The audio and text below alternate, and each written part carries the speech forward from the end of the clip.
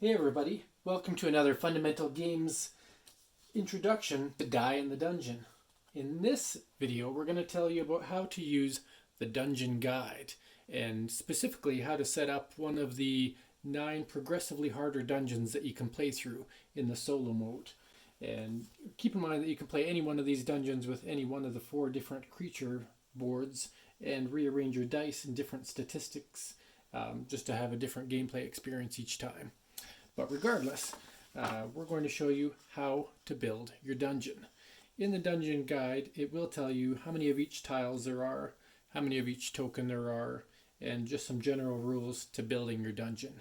And then if you flip through, you'll see that there is a rookie map, which is the first map to defeat, the Dominions map, and so on and so forth. There'll be 9 different solo game maps. So we're going to set up today one of the earlier ones. We'll set up this here, the Dominions map. So I'm going to go against my better judgment here and fold this dungeon guide, and we're going to set up this map here. So what it says on here is this section of the dungeon is a bit more dangerous with 2 epic hero parties. Thankfully, a horde of Dominions is ready to help you defeat them. Find some Dominion support and take down those epic parties. Feeling lucky? Try to go for both. Alright, so it's going to tell you all the different tiles that you need, the tokens that you need, and the ability tokens that you'll use. And then on the dungeon notes, it mentions here to use only level 1 two-way tiles and use level 1 and level 2 epic party tiles. So it's very specific if you want to play with this specific map at the level of easiness or difficulty that it's supposed to be to follow those directions. Now you could just use the map and use any tiles you want, and that's what we're going to do this time around, just to make it easy to show you a quick setup, or you can use the guidelines there. So what we would do is we will take a look at this map here.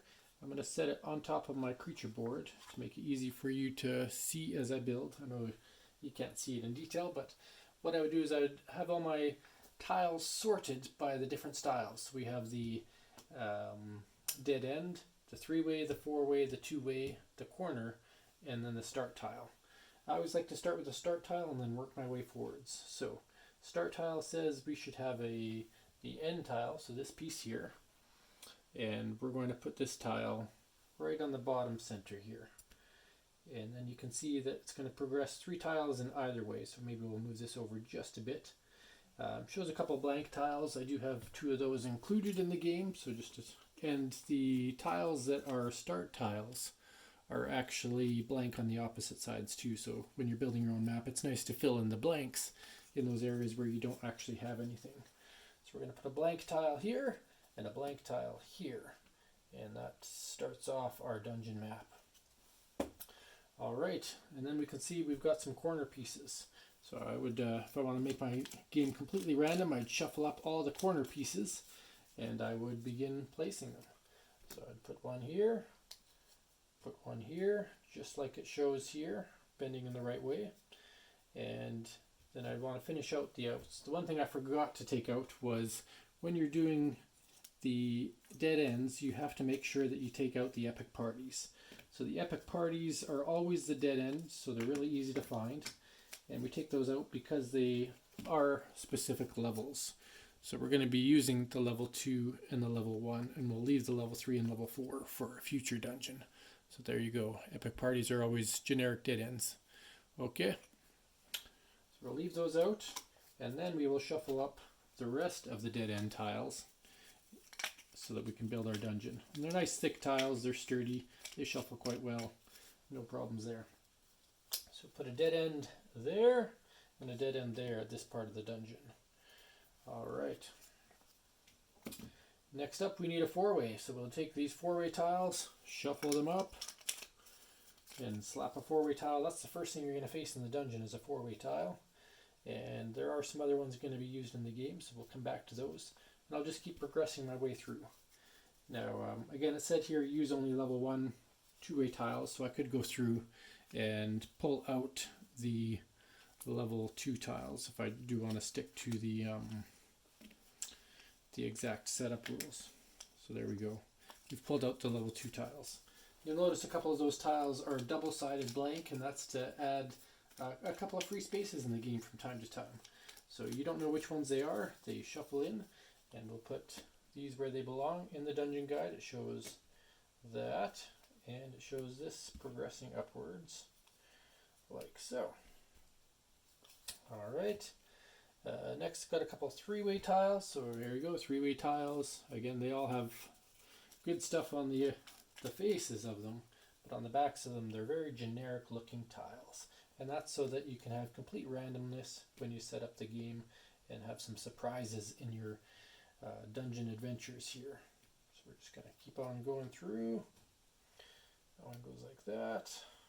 Alright, and we'll go back to our dead ends. Dead end goes here, dead end goes here. And we've got a couple of one-ways again. So you can see once you are familiar with the pieces, it really doesn't take long to build this dungeon. It's like building your own game board. And one of the challenges with standard game boards is it's always the same. And so when you have this dynamic game board, it does have a few minutes of extra setup time, but then you really are going on an exploration. You don't know what you're going to face around every corner of this hero-infested dungeon, those dastardly heroes trying to bring you down. So we're going to keep on going through, keep on setting up. Everything that says to set up, we'll put the four ways, the corners. I believe we've got a couple more corners in this one. It's got a little kind of a boxed-in method here. So there we go. And we've got another three-way on the top, one more row up here. Couple more one ways, or two ways, a couple more intersections, one there, and then we've got the two epic hero tiles. So the epic party tiles, I would shuffle up the one and the two, just so I don't know which one's which. Close my eyes, whatever it is you want to do, slap those there. And there we go, we've got the dungeon map itself, but we're not done yet. So if you look at the guide here, it also indicates where all the different tokens are going to go. And this one is specific about die minions. This is a die minion heavy map. So they're going to be giving you a hand to help take down the epic heroes. So what I'm going to do is, again, keeping that on the table. And again, I know you can't see that up close while I'm doing this, but you'll see how quickly it sets up. I'll put the two epic die in the dungeon tokens on the corners, so just a reminder of where the epic parties are, because that is the end goal of this particular map. You want to be able to go there, and sometimes when you get in the thick of things you forget where you might have placed those, and as the all-knowing monster of this world, you know where those heroes are. And then the rest of these tokens we just place exactly where they're pictured on the board, and the reason for that is it's kind of predetermined to have them spread out so that you don't become overpowered too early in the game, and also gives you some purpose and direction as to what you want to go after. You can make each foray into the dungeon a little bit different for yourself. So once I've got all of the bigger tokens placed, then I tend to go to the Dominion tokens. And just like I did with the last video, even though there's the cute Dominions on the one side, I'm still going to be putting the die side just like it shows in the dungeon guide, so you can see how that pairs up. So I'm going to place those. There's a D12, there's a D6, and so these Dominion tokens, they will give you little boosts of power throughout the game that you can use as you see fit, so you don't have to ever use them unless you want to use them. But there are some tiles that will affect you, that affect Dominion tokens. You'll see that when you end up playing the game, or if you watch me play the game. So I keep placing these throughout. There's D4s, there's D8s, there's D10s, Spartan. Love that name, Spartan. Alright, sorry I had a quick glitch there, but as you can see, the map is completely formed there, and it would line up with seeing this map here. And so once you've set up the dungeon map, you actually don't need the guide anymore. It's just for the setup. So you would take this, put it to the side, and now you're ready to foray into the dungeon. The only thing that you have to do otherwise is have your hero cards at the ready. You're going to be fighting those over and over. You don't have to sort them in any particular way on the table. They should just be in a stack with your fighters and your rogues and your wizards and your clerics. And absolutely love the artwork that Tristan put together for these. Every time I pick them up, I can't help but admire the thematic images that are on them. All right, and that's what you would do. And then from there, you'd grab your standee and place this fine-eyed friend onto the game board. And they always start on the dungeon tile. And so you'll be progressing yourself through the dungeon in different ways. And each time you progress through the dungeon, you'll be flipping the tiles and experiencing the wonderful effects that are on there. This particular one is a hero encounter, and it will always have some kind of an ability, a level, and the type of heroes that you're going to face. This is actually a really tough one to face firsthand, and sometimes if you're just getting used to the game, you'd want to avoid putting the 3 tiles in the game at all, but that's mentioned in the rules as well. So there you have it. That's how you'd set up a dungeon directly from the dungeon guide. Just another tidbit about the game, and to understand how the game is so variable, because not only can you play the 9 different maps, but also anytime you play a given map, the tiles are variable, so you don't know where you're going in the map.